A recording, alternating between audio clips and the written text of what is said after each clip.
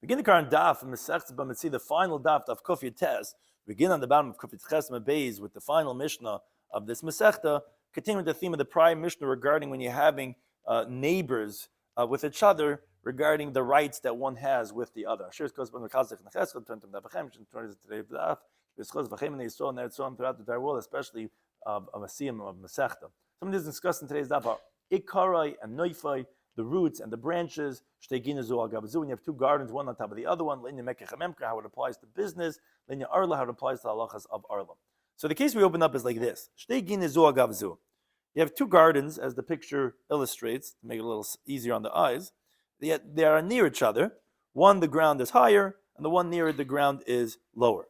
Now, by Yerk Ben time, as the picture shows you very nicely, you have the vegetables are growing between them, meaning in the height of the where it's on going upwards, one on top of the other one, you have garlic or onions growing out of the ground on the side. So who does those vegetables belong to? So Meir says Shal Elyon. It belongs to the guy who lives on the higher ground because it's his earth and it's nurturing from his own ground. Yudaim, he says, no, Shal Tachten. He says it belongs to the guy on the bottom because it's in his ear space. So Amr Meir. Meir says, wait a second. I'll prove to you that I'm right. Why? If the guy on the top would want to take away his earth, ain't kan yerek. There's no vegetables like the picture shows you. It's growing out of his ground. I take away my earth, you have nothing. Amr Yehuda says, no.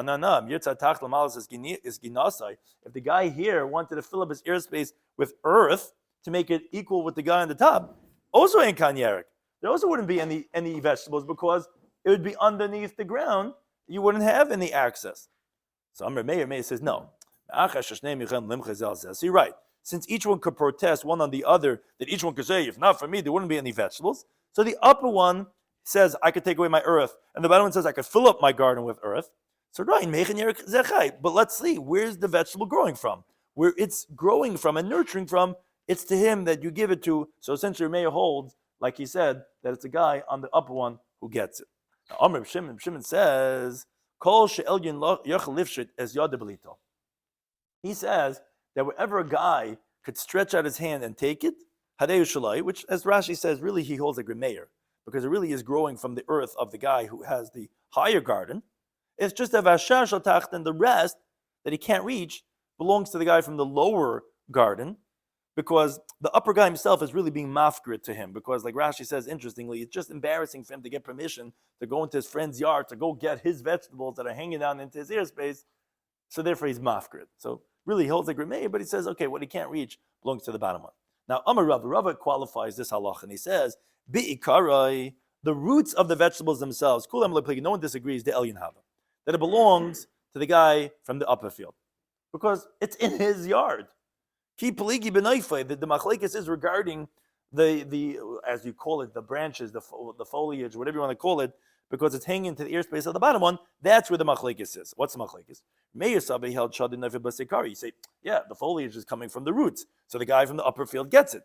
Yehuda Sabi says, no, the shadin noifai b'sekari. Don't say that the foliage is based on where it's coming from, where some girsais have the words of azal tamai. They go according to their reasoning, which Tais actually shows how it's not exactly the same thing, but it's not like we learn the Brisa.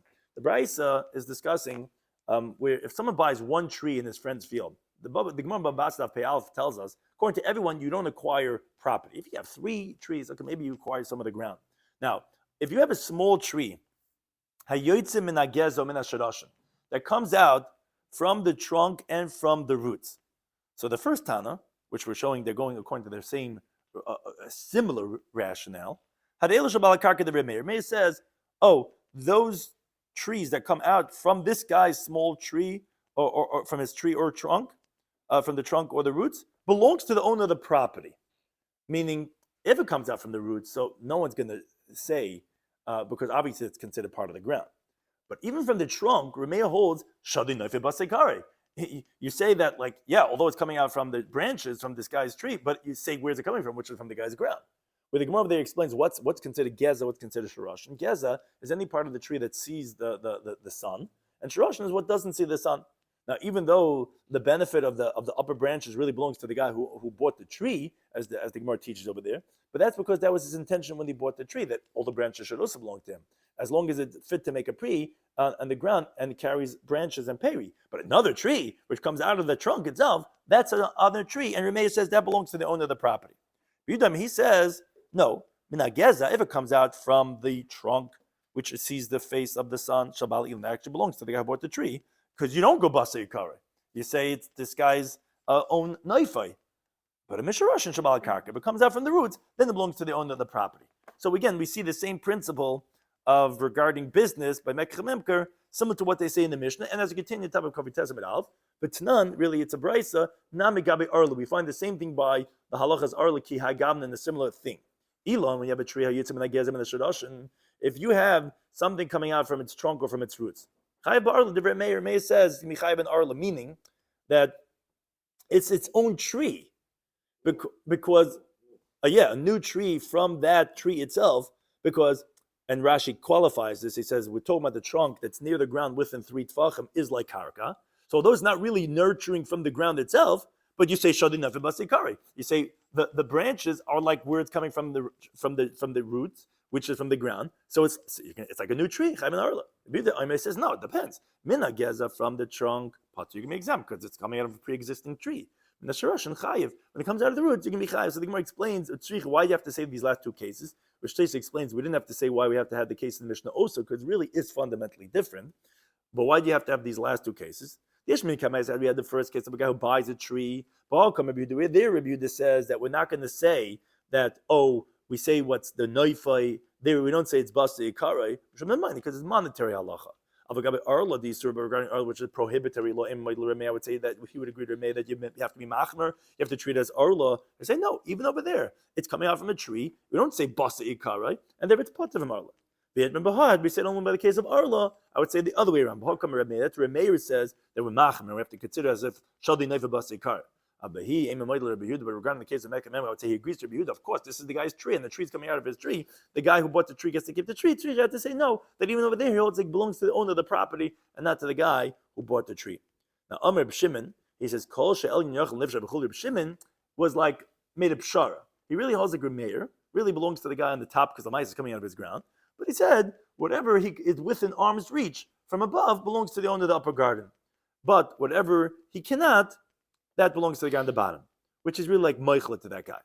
Now, Amr de Rabbi Yanai, they said in the Shiva Rabbi Yanai, ubavat shalei anas, as long as he can reach it without straining, then we say that it belongs to the guy on the upper property. Which by Rabbanan asked, we tell me something with Rabbi Yirmiyah, what happens if Magila Naifai? What happens if he can reach the branch, but he cannot reach the roots, which the branches, let's say, are higher up, meaning the foliage that's sticking out? Is that still his? What happens if he could reach the roots, but he can't reach the branch? Like Rashi says, for example, let's say it's tilted downwards. My word halacha be? Whose does it belong to there? So you want to take a little sense. It's not clear what the halacha would be in that case. Whose do we say that it is regarding when he has to when he can reach only one of them, not the other one? And the final Gemara, Ephraim Safra, who is Tamidish Rish Lakish, he said Mishum Rish Lakish, name Rish Lakish. Halacha is like Reb Shimon, who he made this like pshara, and he holds like Meir really belongs to the guy in the upper because his line is coming out of his ground. But whatever he can't reach, even if he can reach it with stretching, that he's meichel to the guy on the bottom. Amru kamei d'shabba malka. So they said over this in front of King Shapur, which Rashi says he likes the interpretation that it means literally King Shapur, as Taisus brings, as we see he was well versed in halacha, who was the Persian king, he was Baki and Dinim, and they said over to him this teaching of Reb Shimon of the Mishnah, and he praised it. And Amalui said to them, a piryain, like our grace, is nemtai. Reb Shimon is what we'll give to Reb Shimon because it found favor in his eyes from such a halacha. Now Rashi says some say Shabar Malka actually refers to Shmuel, which in many places, like you find the Gemara Pesach Nandal, Babaskov Tetzvav, Shmuel is called King Shapur, but he doesn't really like this pshat because what did they tell to then Shmuel? If they told him the teaching of Reb Shimon of the Mishnah, what do you think Shmuel doesn't know the halacha of the Mishnah? And if they told him Ephraim Safra, you think if they didn't say the name of Rish Lakish, halacha is like Reb Shimon, Shmuel, who was well versed in dinim, wouldn't know to praise Reb Shimon's teaching until he heard it from Rish Lakish, halacha is like him. So rather, it must be like the other pshat that it was told to actual King Shapur. Hanlach Abayis Valiyah, which is the 10th parak in Masechet Bava Metzia, which spoke about the relationship between Abayis Valiyah. And Slikala Masechet Bava Metzia, I would be remiss if I didn't say over. Someone was telling me, he says, there's well known from Birin Sabishit's seam on this Masechta, that it's brought from the Ariya Kaddish, that everything in the Bria, there's nitzotzes, spiritual sparks. So therefore there's a great danger, a spiritual danger, to eat vegetables of the isve hasada, the herbs that grow in the fields, because there's evil sparks, and eating it could cause a person danger, like it happened to Yechon Kohen Gadol, who was Mashamish Kohen Gadol for 80 years. At the end, he became a tzduki, because like the Gemara Kedushin Samachvav brings, he ate from isve hasada, he ate from the herbs of the field. And he also brings that it happened many times to people that were presumed to be good, but still in their old age they strayed from the good path because they ate from those yirakas. However, those who knows the kavana of achila, they know how to take out what's precious from what's inferior, they could eat these yirakas because their kavana is mahapach from the bad to good. So he says, Rabbi Yonason Eibeshitz was Merames in the Mishnah, that the person's body is called a gina, because by eating these sprouts, by eating, he has koyach, it sprouts his koyches. The neshama is also called a gina, gan alakim, to make a pri on a high above. By eating, it sustains a person's soul in his body. And therefore,